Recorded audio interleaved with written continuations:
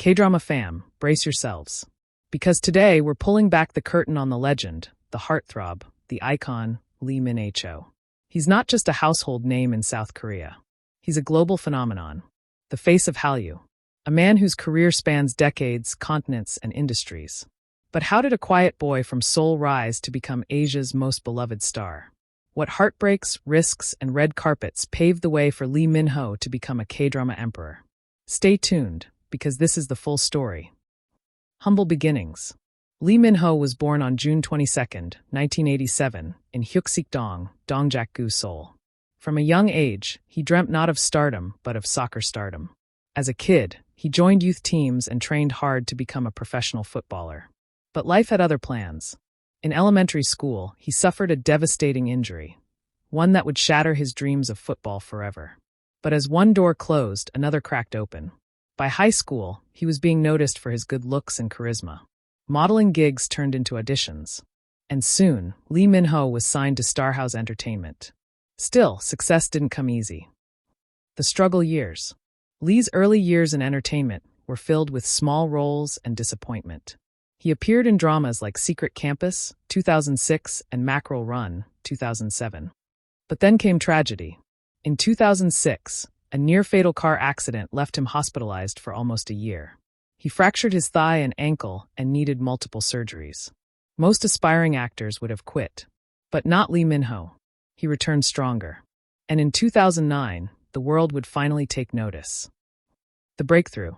Boys Over Flowers. That one show changed everything. Lee Min-ho as Gu Junpyo was electric. His curly perm, his cold arrogance, and his slow-burning romance with Jeom Jan-di created a cultural explosion. The series dominated Asia. Ratings soared. Lee became a star overnight. But fame came with its own weight. He was now South Korea's most desired actor. Advertisers flooded in. Fan letters arrived by the truckload. But beneath the surface, the pressure was immense. Stardom and shadows. Over the next few years, Lee Min-ho conquered television. City Hunter, 2011. Action-packed, emotionally driven. A New Side of Lee. Faith, 2012. Historical drama, swordplay, time travel. The Heirs, 2013. Teen drama royalty. More than 1 billion views in China alone. But then, in 2017, he paused everything. Military service and reinvention. Like all Korean men, Lee enlisted for mandatory military service. His absence left a void. For 2 years, he worked as a public service officer, keeping a low profile. But behind the scenes, he was plotting his return. He came back in 2020 with The King, Eternal Monarch. Mixed reviews, yes. But global impact? Massive. Netflix numbers don't lie. Global ambition. Lee Min-ho wasn't content with just Korean fame. He had global screens. In 2022, he starred in Pachinko, a deeply emotional, multilingual Apple TV Plus series based on the bestseller. Critics raved. Fans wept. He was no longer just a pretty face. He was a serious actor with range. And in 2023, his space rom-com Ask the Stars with Gong Hyo-jin took him to orbit, literally and figuratively. The Comeback King, Min-ho-verse Tour. 2025 marked a milestone. The Min-ho-verse Tour. After 8 years, Lee returned to meet fans across Asia. Seoul, Manila, Jakarta, Tokyo, and more. From tearful confessions to singing live on stage, it was a love letter to fans. He even played traditional Filipino games during his Manila stop. Lee told fans, "I am who I am because of Minna's." Big screen destiny.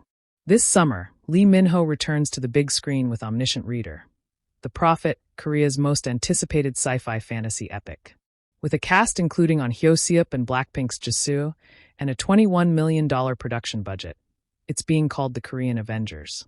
Lee plays Yoo Jung-hyuk, a battle-worn time traveler trying to save a collapsing reality. The film drops July 23rd. And the buzz? Insane. From setbacks to superstardom, Lee Min-ho is more than just a drama king. He's a survivor, a global ambassador, and a living legend. Which Lee Min-ho era is your favorite? Drop it in the comments. And if you want more K-drama deep dives, celebrity scoops, and film recaps, hit that like, subscribe to K-Drama Pop, and turn on notifications. Annyeong fam. And remember, legends don't fade, they evolve.